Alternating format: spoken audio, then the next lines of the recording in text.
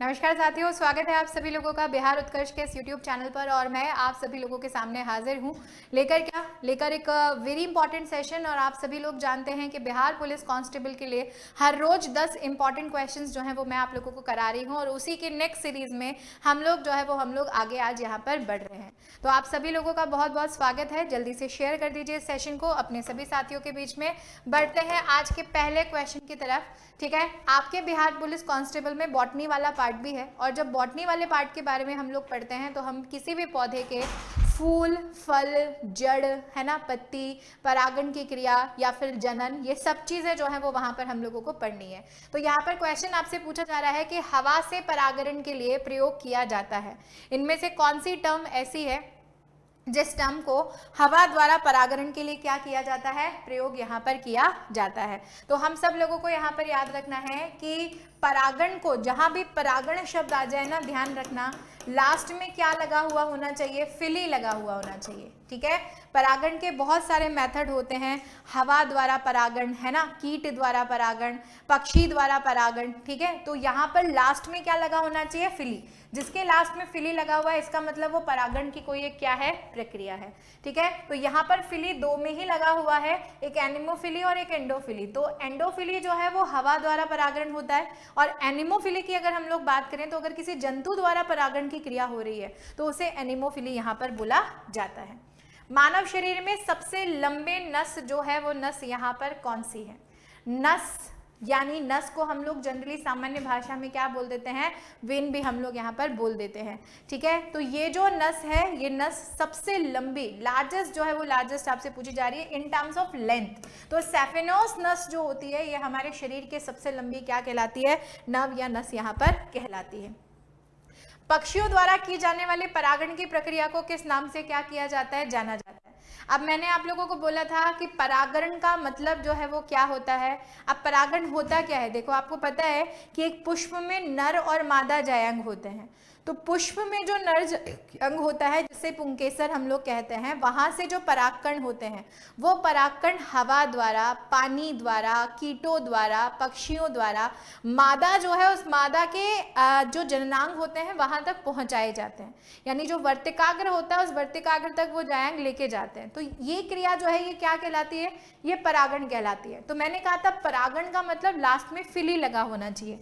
तो मैम इन चारों के लास्ट में फिली लगा हुआ है ना, लेकिन यहाँ पर हमसे पक्षियों द्वारा परागण पूछा जा रहा है। तो आप सभी लोग जानते हो कि पक्षियों का अध्ययन विज्ञान के जिस शाखा में किया जाता है, जब भी हम लोगों से पूछा जाए ना कि बर्ड्स जो है, इसी बर्ड्स की स्टडी जो होती है, पक्षियों का जो अध्ययन होता है वो हम लोग विज्ञान की कौन सी शाखा में करते हैं? तो आपको याद रखना है इस शाखा को हम लोग बोलते हैं ऑर्निथोलॉजी।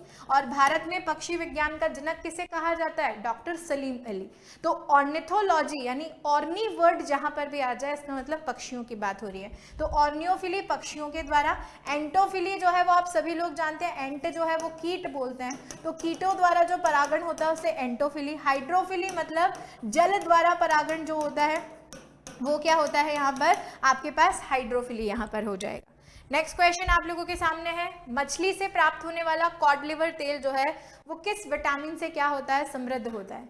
कौन सा विटामिन है जिस विटामिन में मछली से प्राप्त होने वाला कॉड लिवर ऑयल जो है वो क्या होगा, मौजूद होगा? तो आप सब लोगों को यहाँ पर याद रखना है कि कॉड लिवर ऑयल जो होता है, क्या होता है, कॉड लिवर ऑयल जो होता है ये ऑयल विटामिन ए से क्या होता है, समृद्ध होता है। कौन सा विटामिन? Vitamin A.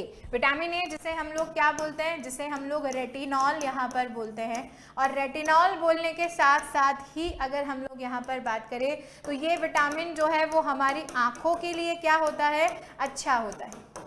ठीक है, आंखों के लिए अच्छा होता है। यानी अगर आप अपनी आंखों को स्वस्थ रखना चाहते हो तो विटामिन ए का भरपूर सेवन करो। विटामिन ए आपको गाजर में सबसे ज़्यादा मिलेगा, उसी के साथ साथ जो गोल्डन राइस होते हैं उनमें विटामिन ए मिलता है। जो कॉड लिवर ऑयल होता है ये भी विटामिन ए का एक रिच सोर्स यहाँ पर होता है। चलिए नेक्स्ट क्वेश्चन आप लोगों के सामने है, इन जानवरों में से किसके जबड़े नहीं होते हैं? ट्राइगॉन, शार्क, मिक्साइन या स्फिरना?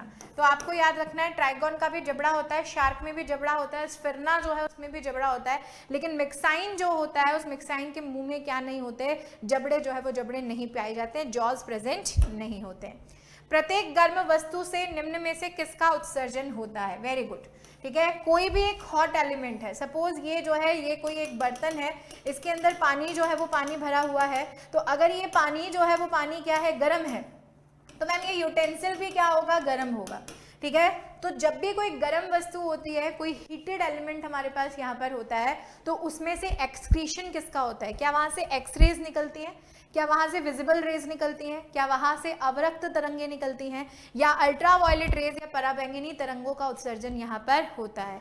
तो आपको याद रखना है कि अगर कोई वस्तु एक गर्म वस्तु है, ठीक है, अगर कोई वस्तु जो है वो कैसी है मैम, अगर वो एक गर्म वस्तु है तो गर्म वस्तु से अवरक्त तरंगों का उत्सर्जन जो है वो यहाँ पर देखा जाता है, ठीक है।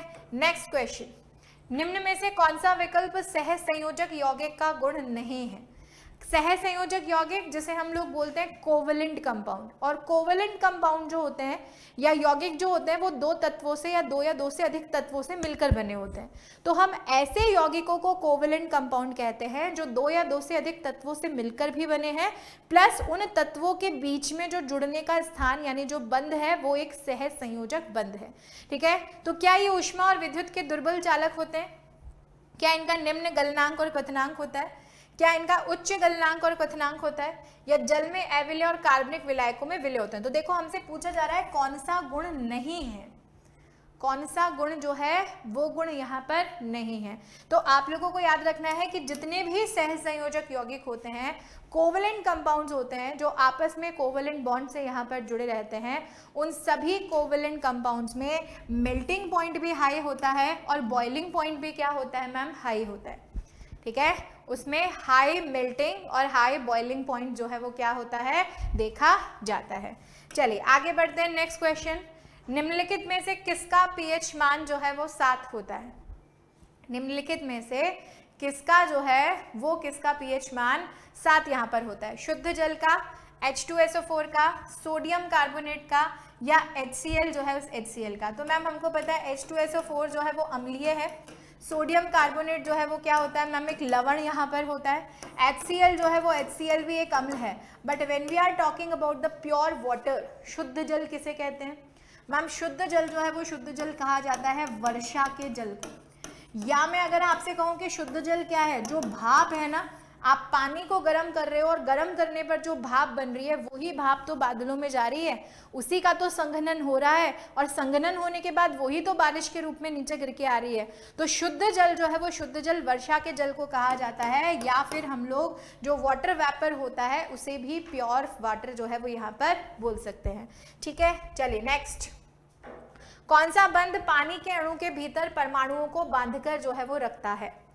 पानी के जो अणु हैं, मॉलिक्यूल्स हैं वाटर के, उन्हीं वाटर के मॉलिक्यूल्स के अंदर जितने भी एटम्स हैं, है ना, एटम कौन कौन से हैं मैम? एक तो हाइड्रोजन है और एक ऑक्सीजन है। तो हाइड्रोजन और ऑक्सीजन के बीच में उनको बांध के रखेगा। क्या वो अध्रुवीय सहसंयोजक बंध होगा? क्या वो ध्रुवीय सहसंयोजक बंध होगा? क्या वो एक आयनिक जो है वो बंध होगा, या निर्देशांक? तो निर्देशांक तो कुछ नहीं होता है, क्योंकि बॉन्ड यहाँ पर हम लोगों से पूछा गया है। तो आपको याद रखना है कि पानी के अणुओं के भीतर जो है वो कौन सा बॉन्ड होता है जो उन परमाणुओं को बांध कर रखता है? तो मैम वो ध्रुवीय सहसंयोजक बंध होता है।